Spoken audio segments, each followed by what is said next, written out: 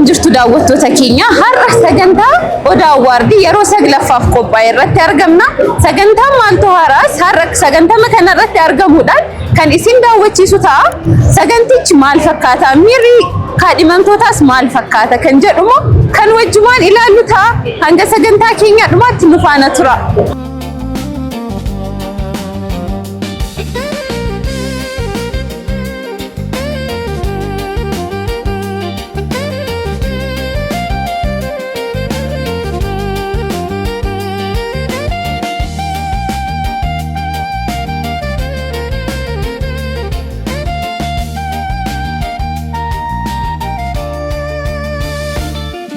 Oda is no longer confined to Ethiopia.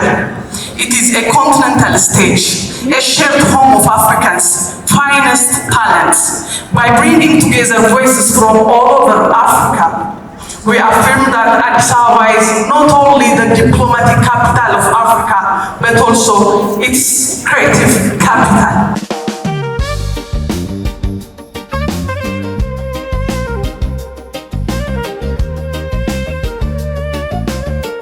Bagana gaadufte maal fakkaata Odaa Awwaardiin marsaa saglaffa kamitti ilaalta? Odaa Awwaardiin baay'ee bareedeedha. Isaanis waggaa waggaadhaan aburiidii gochaa jiru, waan haaraa fidaa jiru. Jalqaba irraa kaasee gatiin beekuuf kan akka jalqabanis kaayyoo isaanii galmaan gahaa jiru ta'eef amma Awwaardii Oromoo irraa fi Itoophiyaa irraa immoo akka Afrikaattis guddachaa jira ta'eef kun akkuma biyyattis galii guddaadha. Biyya keenya beeksisaa irra Awwaardii artistii qofaatti ta'e biyya keenyas warra kaaniifis beeksisaa kan ta'e Odaan saglaffa baay'ee ajaa'ibaadha. Baay'ee tokkodha. Maaltu adda taasisa kan bara kana? Doomsaa kunis addadha.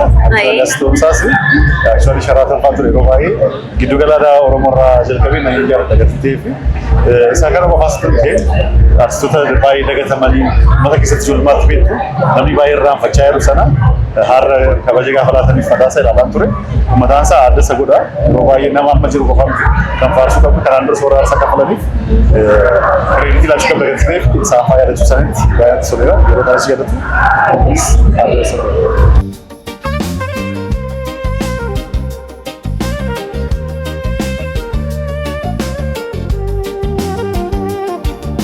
Maal fakkaata Odaa Awwaardiin waggaa saglaffa? Baay'ee bareeda. Waggaa shanaffaa irraa jalqabee I think shanaffaa yookaan jahaffaa irraa jalqabee nama dhufu ture. Hojiis qabnu ture. Kan baranaa ammoo xiqqoo bal'ateera. Kana dura akkuma beektu East Afrikaa qofa ture.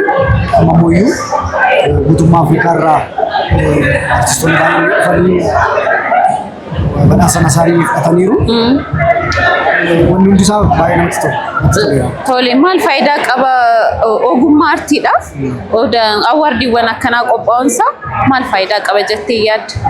Faayidaan isaa baay'eedha. Faayidaawwan isaa keessaa tokkoffaa ogeeyyiin artii kana keessa jiranii miirri isaanii akka kaka'u hojii biraatiifis of qopheessan bara baraan immoo abdeet of gochaa hojii adda addaa akka hojjetaniif isaan gargaara ogeessotaaf jechuudha. Namoota biraatiif immoo haala kanaan wanni kun qophaa'uu isaa tokkoffaa kabaja artiidhaaf kennamu kabaja artiin qabus iddoo artiin uummata keessatti qabus agarsiisudha.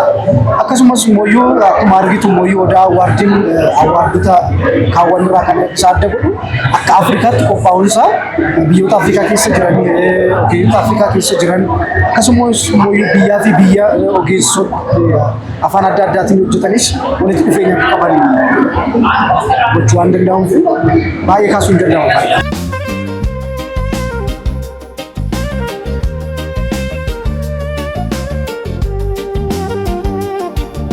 Dameewwan barana dabalaman kan kanaan dura hin jirre dameewwan barana kana dabalaman jiru maal faayidaa? Duraan waggoota sadii darbaniif East Africa qofa irratti xiyyeeffannee hojjechaa turre amma garuu the whole Africa of keessatti qabachuuf yaalleerra. Sana achi immoo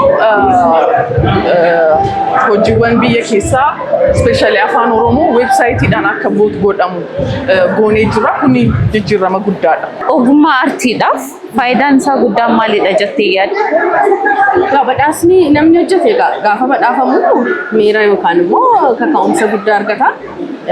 Kompetiishinii yookaan immoo dorgommii miira kaka'umsaa uumuu keessatti gaheen inni qabu guddaadha. Artistiin Oromoo hojii guddaa hojjete.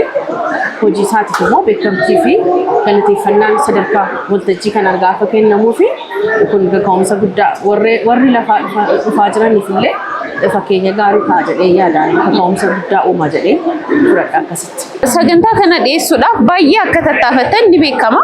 Tattaaffiin keessan maal fakkaateetu isinii dhumate? Bu'aan isaa akkamitti ilaaltatti? Bu'aasaa akka natti hin isin eegaa garuu nuti haga dandeenyu beekumsa dandeenyu haga dandeenyu hojjennee kana gochuu dandeenyeerra. Kanaaf immoo isintu natti himata. Hayyee jabaadhaa isiniin jenna ulfaadhaa. Wanni sirraa'uu yookiin immoo wanni itoo kun irratti dabalamee jettee yaaddu jira? Egaa hojii yeroo hojjettu wanti hundumtu gaarii yookaan immoo akka namni hundumtu barbaadutti hin taa'e jedhamee yaadamu akkuma cimina qabutti hanqina qabaachuu danda'a. Gama kottu ta'e warra ta'anii ilaalaniif ogeeyyotaaf ija ogummaatiin yeroo ilaalamu hanqinoonni adda addaa jiraachuu ni danda'u. Garuu waggaa waggaadhaan immoo yeroo hojjettudha miti kan fooyyessaa deemtus jijjiiramas agarsiisaa kan deemtu duraan egaa naannoo irraa ka'ee karaa Afrikaattis kan guddate waanuma hojjetameedhaafidha. So Bashaatuun gaazexeessituu cimtuudha. Hojii kana irratti ciccitee waggaa 9 sagantaa kana adeemsisu ulfaataadha. Dhaamsi dhaammattee yoo jiraate ni danda'ama. Warreen injifataniif baga gammaddan jechuun barbaada. Baay'ee galatoomee. Isinis ulfaadha miidiyaa Soofumar galatoomee. Hojii guddaa hojjetaa jirtu, Oromiyaa beeksisaa jirtu, aartii sirriitti mul'isaa jirtu, hojii aadaa irratti xiyyeeffate hojjetaa jirtu waan ta'eef baay'een isin hordofaa. Jabaadhaa jechuun barbaada.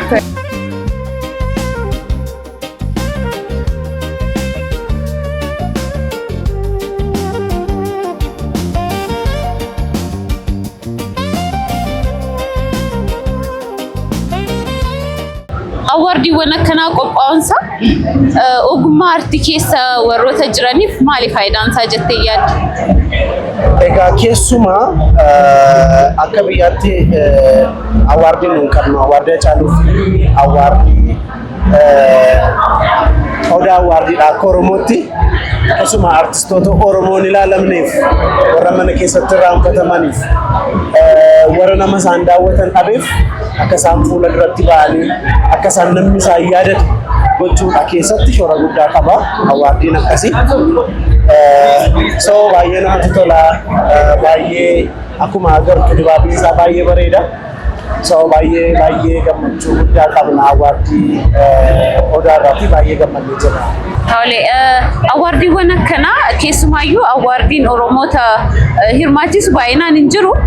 Maal faayidaan isaa artistoota Oromoo fi ogummaa aartii keessa jiraniif maali faayidaan isaa jettee yaadda? Gaarii gochuun gaafa aartii jalqabnis warra kanaan duras warra qabsaanii aartii jalqabanis badhaasa ilaalee kan dhufne dirqama lammummaa kiyya boofudha. Aartiin saba guddaaf immoo meeshaa guddaadha. Aartistiin Oromoo kamiyyuu badhaasa yaadee kan aartii jalqabee jira. Garuu waan akkasii jalqabuunsa morsi jabeessaa sagaleessaa irraa cimtee jirta.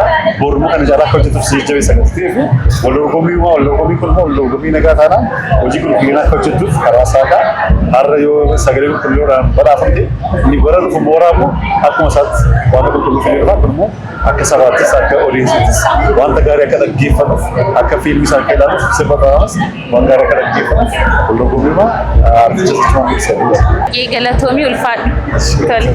Aartiin akkanatti kabajee argatu aartiin akkanatti iddoo argatee haala kanaan ogeeyyiin aartiis akkanatti badhaafaman arguun anaaf parsanaalii baay'ee na gammachiisa. So wanti sirreessuu qaban jedhee yaadu garuu haaluma kanaan akkatti fufanii ispeeshaalii awaardonni biroos biyya keenya keessa baay'eetu jiru. Isaanis haala kanaan abdeet gochaaf guddisaa utuu deemanii biyyaa fi biyya itti fiduu danda'anii baay'ee gaariidha jedha. Akka Odaa awaarditti garuu perfect. Galatoomii siin jenna ulfaadhu.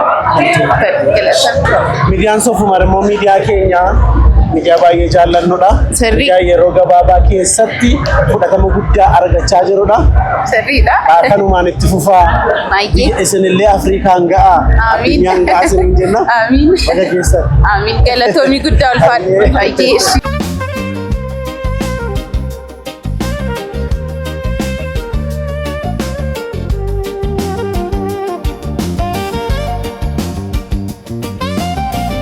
Egaa daawwattoota keenya odaa awwaardii marsaa saglaffaa kanumaan raawwatamee jira. Nutis sagantaan asitti argamne isin daawwachiifne kanaan gammaa daawwattan fakkaataa torban sagantaa biraan hanga wal agarru.